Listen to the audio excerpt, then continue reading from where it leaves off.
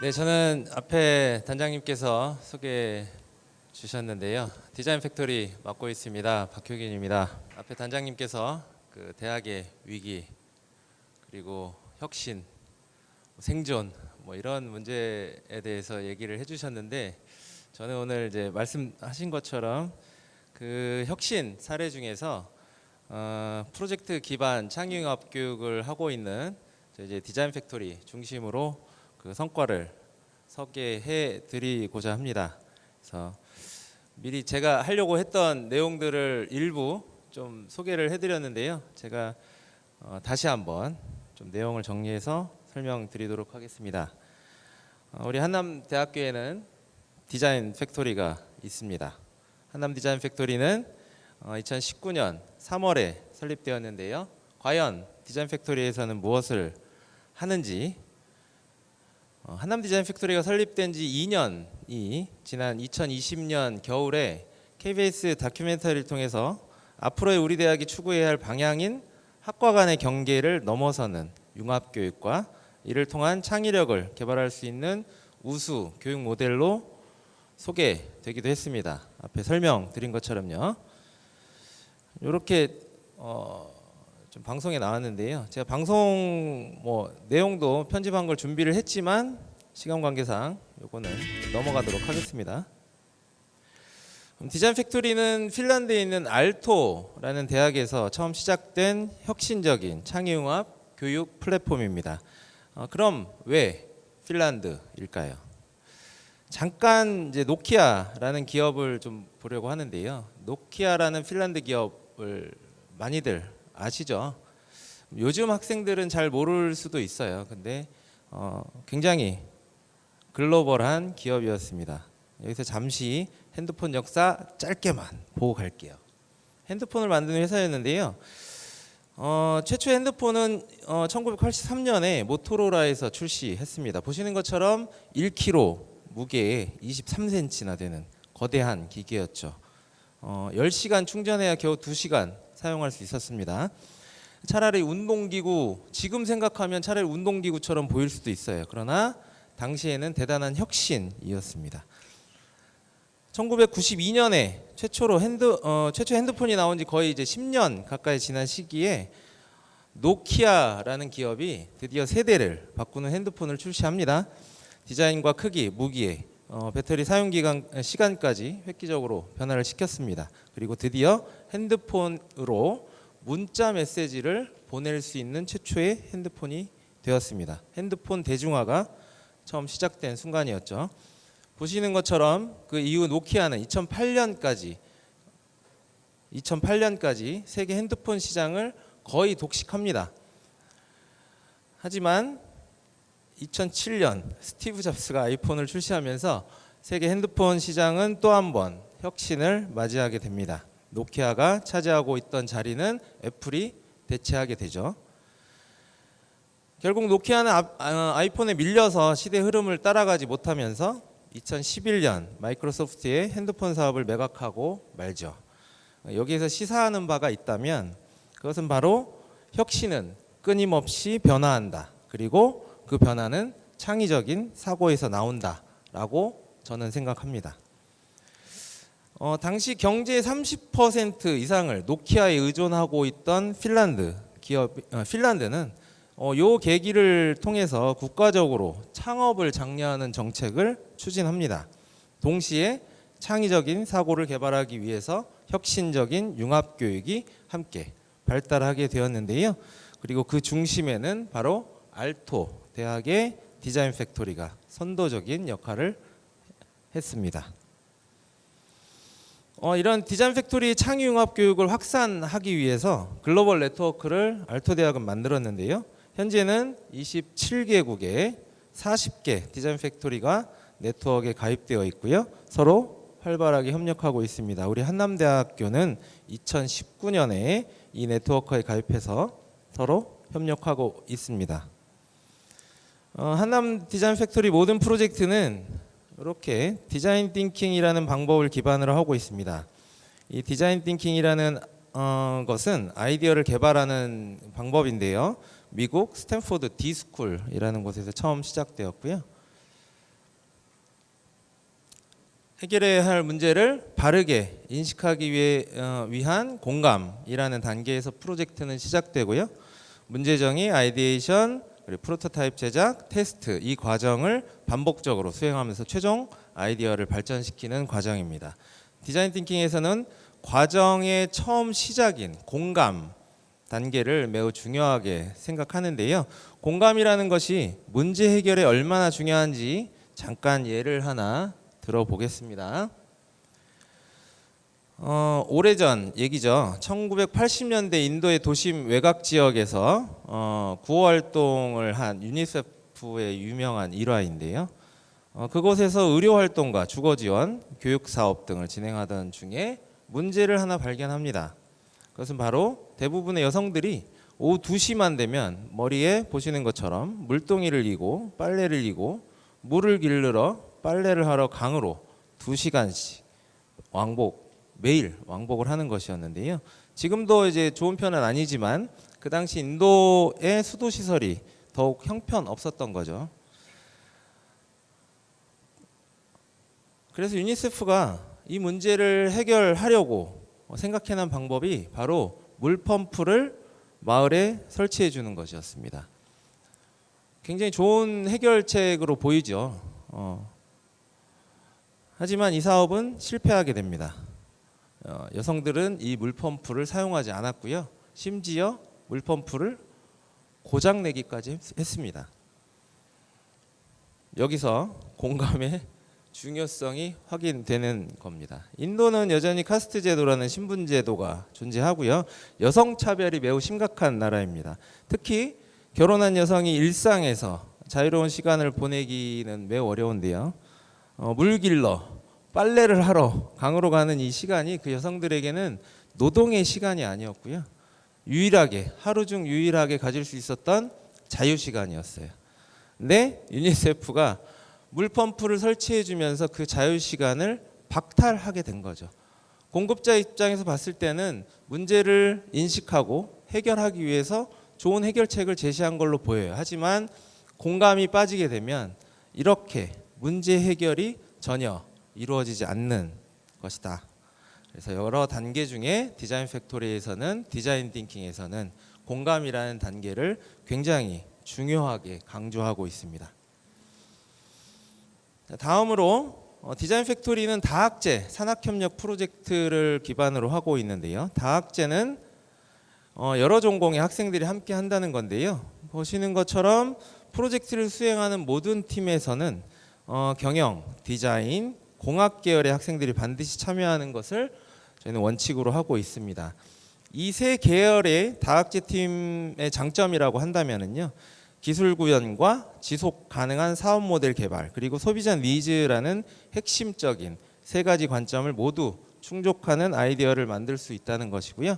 이것이 저희가 생각하는 완성된 혁신이라고 믿고 있습니다. 다음은 글로벌 네트워크를 통해서 상시 협력한다는 것인데요. 디자인 팩토리의 모든 프로젝트는 해외 디자인 팩토리 전문가 또는 학생들이 참여해서 함께 수행한다는 것이 큰 특징입니다.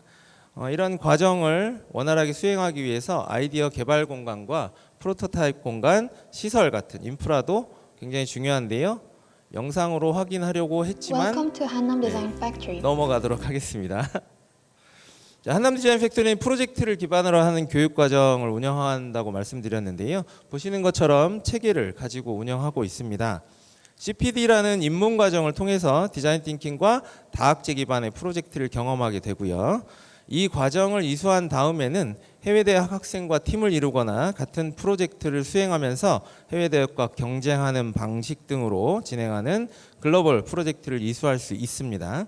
이 두 과정을 모두 이수한 학생들은 마지막으로 기업체와 함께 과제를 수행하는 산학협력 프로젝트를 이수하게 되는데요. 현재 한남 디자인 팩토리와 프로젝트를 진행하고 있는 기업은 맥도날드, 네이버, 한국수자원공사, 현대건설, 한국도로공사 그리고 지역에서는 성심당, TJB, 삼진정밀 등이 참여하고 있습니다.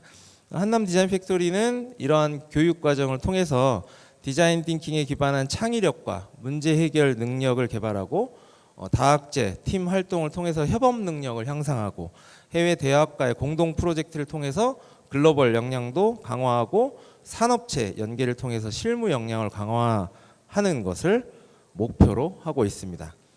그럼 이번 학기에 방금 이제 지난 어제 끝난 프로젝트인데요. IPD 2학기 IPD 진행한 프로젝트 수업 영상을 저희가 좀 만들었는데요.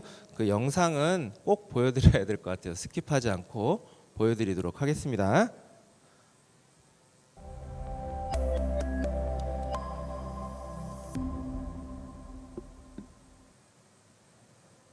디자인 띵킹에서 강조하고 출발점이 되는 공감이라는 부분이 가장 중요하다고 생각해요.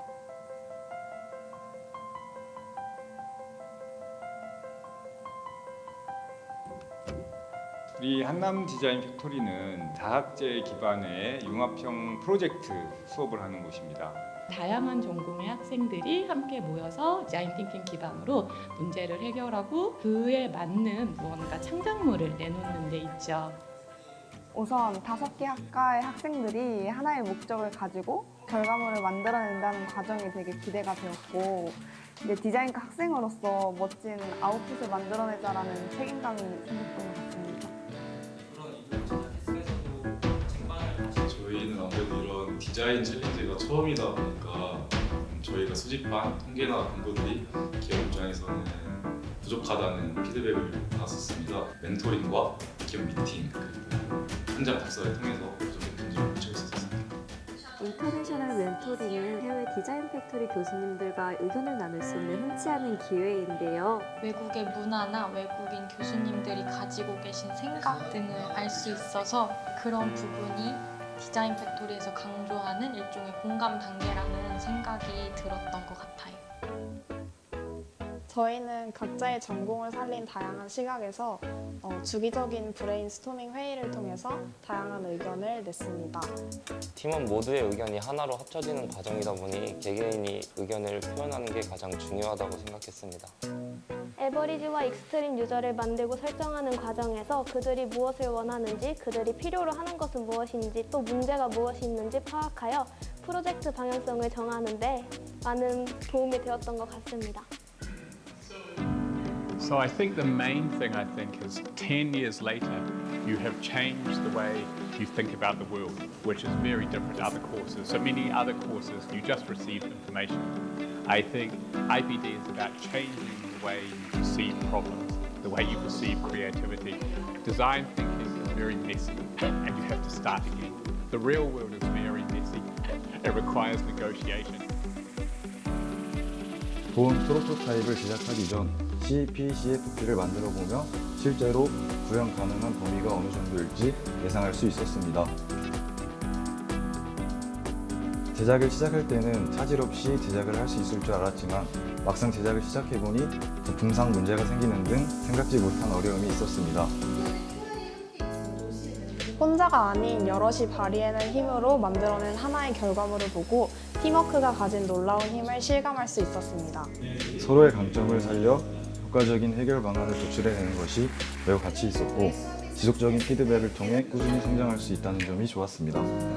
잘 몰랐던 분야에 대해서 팀원들과 같이 이야기를 나누면서 배경 지식도 많이 쌓을 수 있었던 것 같습니다. 앞으로도 기업과 연계를 통한 디자인 싱킹 경험을 실제 프로젝트에 사용하여 성장해 나가고 싶습니다. 저에게 큰 밑거름이 될 이러한 기회와 경험을 디자인 팩토리에서 제공해 주었다고 생각합니다. 우리 사회에서 요구되고 있는 여러 가지들 AI가 해결해 줄 수 없는 창의성이나 대면 소통이나 협업 같은 것들을 저희가 모두 수업을 통해서 학습을 할 수 있다는 것이 가장 큰 차별점이자 강점이라고 생각을 합니다.